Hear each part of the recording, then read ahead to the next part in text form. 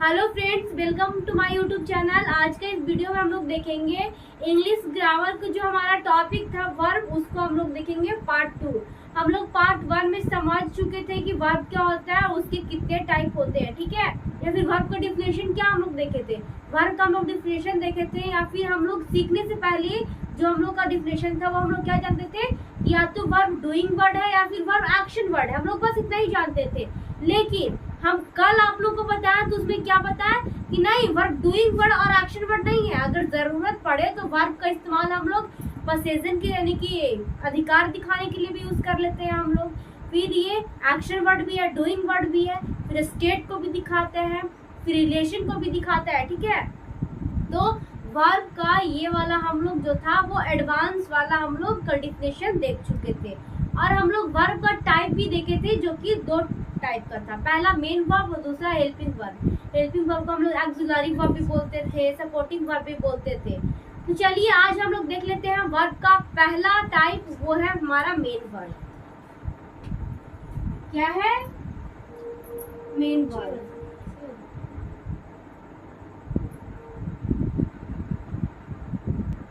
आप जानते हैं कि मेन वर्ब का मतलब क्या होता है? मेन वर्ब का हिंदी होता है मुख्य क्रिया।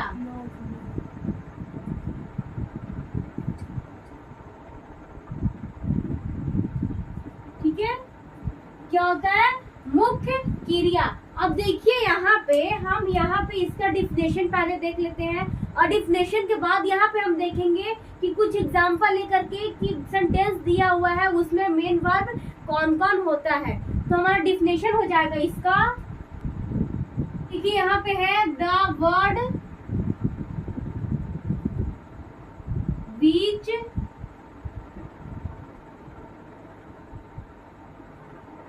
So the real action in sentence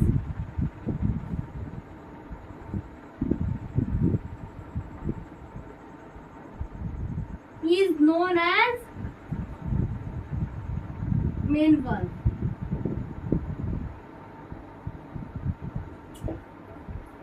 यानी कि बोल रहे हैं यहाँ पे मेन वर्ब का डिफिनेशन कि the word which show the real action in sentence is known as main verb. यानी कि मेन वर्ब हम लोग उसको कहते हैं तो कि एकदम मुख्य कार्य को दर्शाता है, ठीक है। यानी कि मुख्य कार्य को इम्पोर्टेंट वर्क है, एकदम मेन वर्क है, उसको दर्शाता है, उसी को हम लोग मेन वर्ब बोलते हैं। तो यहाँ पे हम उसका कुछ एग्जाम्पल देख लेते हैं। एग्जाम्पल हमारा आ जाता है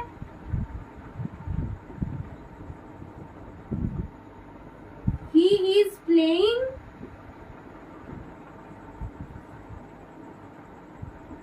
क्रिकेट।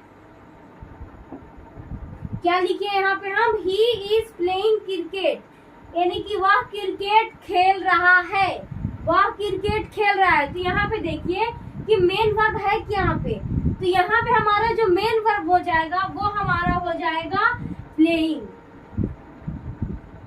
प्लेइंग या फिर प्ले भी आप इसको बोल सकते हो, क्योंकि प्ले का ही वर्ब फॉर यहाँ पे लिखा हुआ है प्लेइंग। तो यहाँ पे मेन वर्ब हमारा हो जाएगा वो प्लेइंग हो जाएगा। क्योंकि अगर आप मान लीजिए कि प्लेइंग को हटा दीजिए, ठीक है, आप मान लीजिए सपोज दैट कि हमारे सेंटेंस में प्लेइंग नहीं है, तो ये सेंटेंस कैसा लगेगा? ही इज क्रिकेट, वह क्रिकेट है। ये कोई सेंटेंस है? जी नहीं, ये बिल्कुल गलत सेंटेंस आपका हो जाएगा, ठीक है।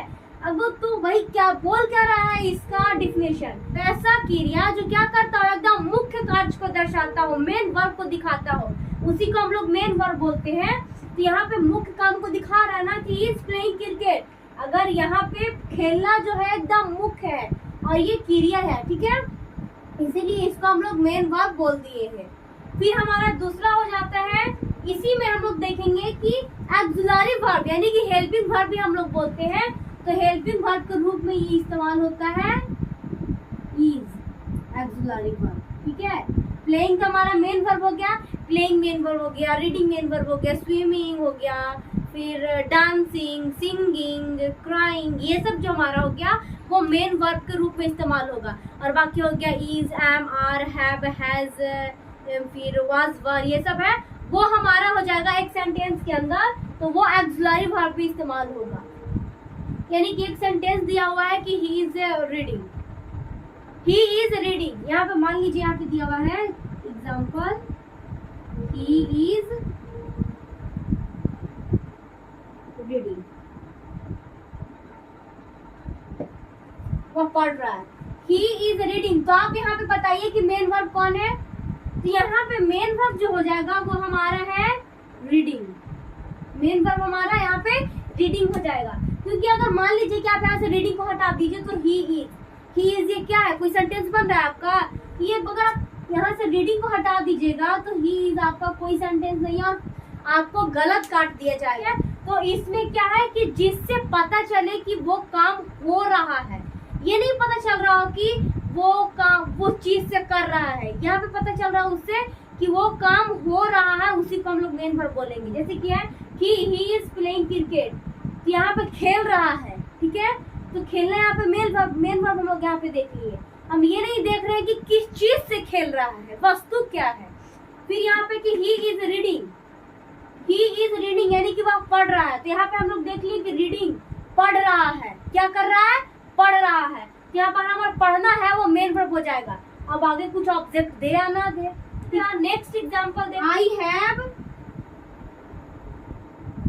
Completed my work.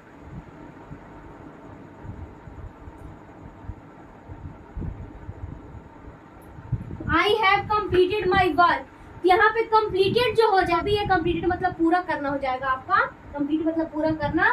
तो हम यहाँ पे हमारा कंप्लीटेड है वो हमारा मेन वर्ब हो जाएगा, और यहाँ पे हैव है वो हमारा ऑक्सिलरी वर्ब हो जाएगा, और इसमें ऑक्सिलरी वर्ब होगा वो हमारा होगा इज, जिसे आप हेल्पिंग वर्ब भी बोल सकते हैं। She was playing a football.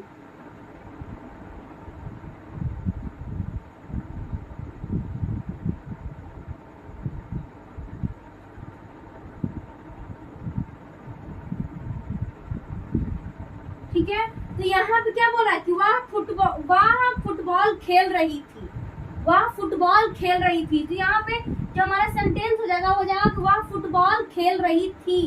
तो यहाँ पे देखिए वह फुटबॉल खेल रही थी, यहाँ पे तो है। तो यहाँ पे हमारा इसमें बताइए कि मेन वर्ब क्या होगा।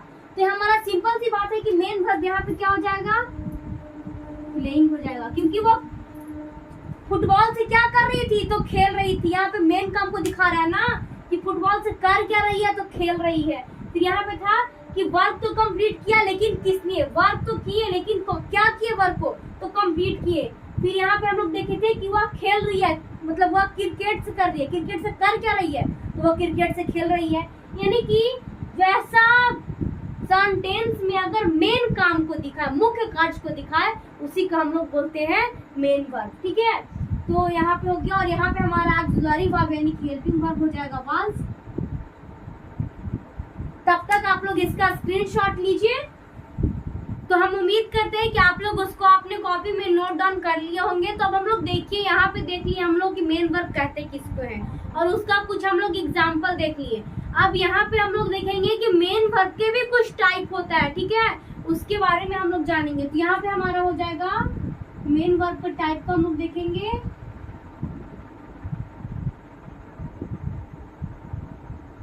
तो मेन वर्ब यहाँ पे मेनली 2 टाइप्स के होते हैं। कौन कौन से, वो हम देख लेते हैं। पहला हो जाता है हमारा ट्रांजिटिव वर्ब,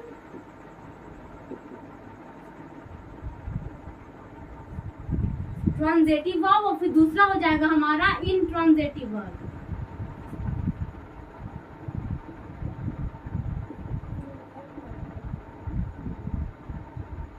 यानी कि ट्रांजिटिव वर्ब का हिंदी हो जाएगा सकर्मक क्रिया, सकर्मक क्रिया,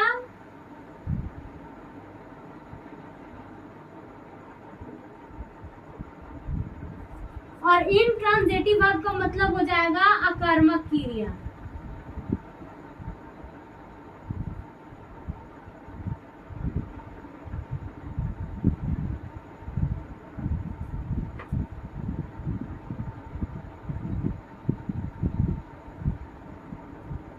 ट्रांजिटिव का मतलब सकर्मक क्रिया और इंट्रांजिटिव का मतलब अकर्मक क्रिया। ठीक है, तो देखिए अब हम लोग यहाँ पे देख लेते हैं कि ट्रांजिटिव वर्ब किसको कहते हैं और इंट्रांजिटिव वर्ब किसको कहते हैं। लेकिन हाँ, यहाँ पे इसको हम लोग सिर्फ समझेंगे, इसका हम लोग डिफिनेशन नहीं देखेंगे, क्योंकि आपको जब भी क्वेश्चन पूछा जाएगा इससे तो आपको मतलब ऑब्जेक्टिव में ही पूछा जाएगा, आपको कभी सब्जेक्टिव में नहीं पूछेगा इससे क्वेश्चन कि आपको ट्रांजिटिव वर्ब का डिफिनेशन लिखना है या फिर आपको इंट्रांजिटिव वर्ब का डिफिनेशन लिखना है। ठीक है, देखिए ट्रांजिटिव वर्ब हम लोग कहते हैं किसको है, तो ट्रांजिटिव वर्ब का मतलब हो जाएगा कि जिसके साथ वर्ब के साथ साथ ऑब्जेक्ट भी हो, यानी कि हम लोग यहाँ पर लिख सकते हैं कि वर्ब प्लस ऑब्जेक्ट, यानी कि एक सेंटेंस हम लिए तो उसमें वर्ब तो दिया हुआ है, ये है, साथ में ऑब्जेक्ट भी दिया हुआ है। जैसे कि हम लोग देखे थे ना कि ही वाज स्लीपिंग, सो रहा था, ही वाज स्लीपिंग, तो यहाँ पे कोई नहीं ऑब्जेक्ट है, वह क्या कर रहा है, तो वह सो रहा है, तो यहाँ पे ऑब्जेक्ट कुछ नहीं था। ठीक है, तो वही हम लोग देखेंगे कि एक सेंटेंस में अगर वर्ब के साथ साथ ऑब्जेक्ट भी दिया हुआ रहेगा तब हम लोग उसको ट्रांजिटिव वर्ब बोलेंगे।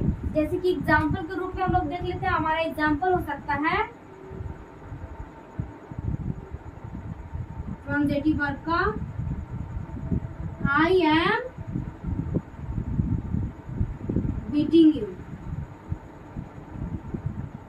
I am beating you. तो यहाँ पे देखिए, आप सबसे पहले एक बात हमेशा याद रखिएगा कि अगर आप ऑब्जेक्ट को पहचानना चाहते हैं कि एक सेंटेंस के अंदर ऑब्जेक्ट कौन कौन से होता है, तो आप उसको क्या व्हाट से क्वेश्चन करके आप उसको देख सकते हो या फिर आप होम से क्वेश्चन करके आप उसको देख सकते हैं। तो यहाँ पे आप देखिए, ध्यान रखिएगा, या तो आप व्हाट से क्वेश्चन करके आप इसका मतलब एक सेंटेंस में पहचान सकते हैं कि ऑब्जेक्ट है, या फिर होम से, इसका मतलब हो जाएगा क्या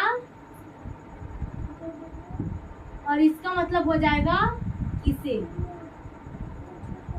तो यहाँ पे देखिए, अब यहाँ पे पहचानिए आप इसमें ऑब्जेक्ट कौन है। सबसे पहले आप पहचानिए कि यहाँ पे वर्ब कौन है, आई एम बीटिंग यू। यहाँ पे ये नहीं पूछ रहा है कि मेन वर्ब आपको बताना है कि हेल्पिंग वर्ब बताना है, आपको कोई सा भी वर्ब बताना है आप बताइए, लेकिन यहाँ पे बताइए कि वर्ब है तो है कौन। तो आई एम बीटिंग यू, तो यहाँ पे मान लीजिए कि बीटिंग है वो वर्ब हमारा हो जाएगा, बीटिंग बीट जो भी हो, और फिर यू, यू हमारा यहाँ पे क्या हो जाएगा, ऑब्जेक्ट हो जाएगा, क्योंकि आप क्वेश्चन लगा के देखिए, आई एम बीटिंग यू, क्या से आप क्वेश्चन लगाइए, मैं पीट रहा हूँ, किससे पीट रहा हूँ, तुम्हें पीट रहा हूँ। इस सेंटेंस का हिंदी क्या होगा, आई एम बीटिंग, यानी कि मैं तुम्हें पीट रहा हूँ। तो यहाँ से आप हूँ से क्वेश्चन लगा के पूछिए कि आई एम बीटिंग यू, मतलब हो जाएगा कि मैं किसे पीट रहा हूँ, तो तुम्हें पीट रहा हूँ, यू यानी कि तुमको पीट रहा हूँ। तो यहाँ पे जब हम किससे लगा कर क्वेश्चन किए तो हमारा यहाँ पे आंसर क्या आया, यहाँ पे यू है जो हमारा ऑब्जेक्ट है।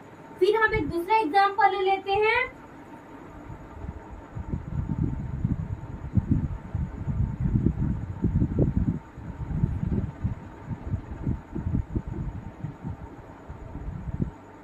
they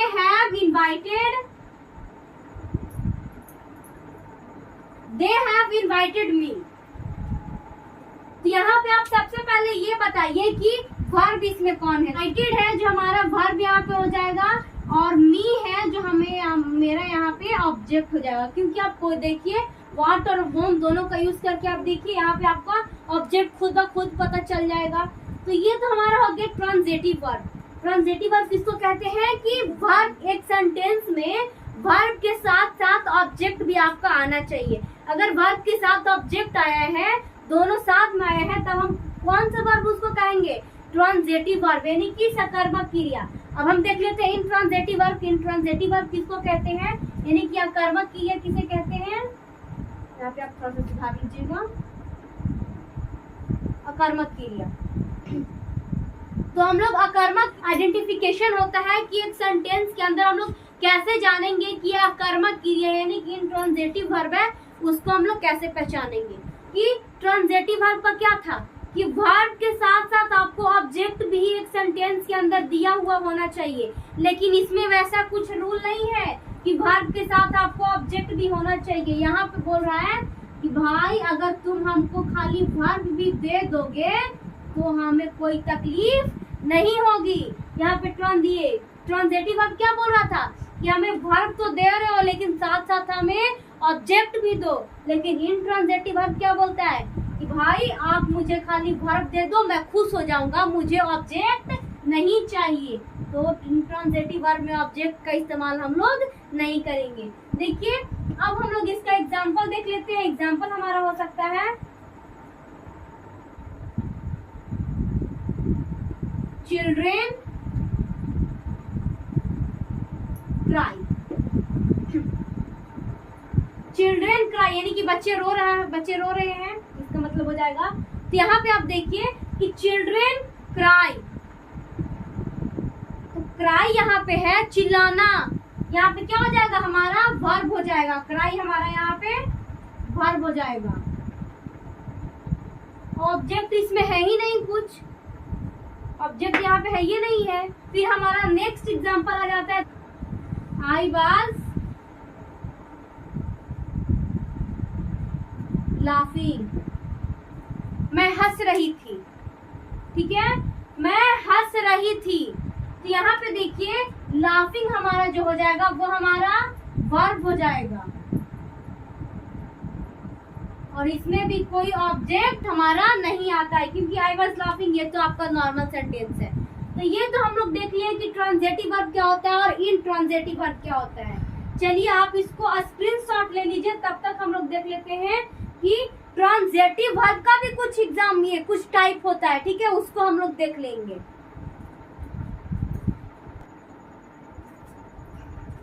सो थैंक्स फ्रेंड्स, बस आज का वीडियो में इतना ही। अब हम लोग देखेंगे पार्ट 3 और हम लोग शाम को कल 5:30 बजे देखेंगे। और हमारा जो मेन वर्ब था उसका 2 टाइप हो गया था, हम लोग देख लिए थे। अब हम लोग देखेंगे कि ट्रांजिटिव वर्ब है उसका 2 टाइप होता है, वो हम लोग देखेंगे नेक्स्ट वीडियो में। थैंक्स।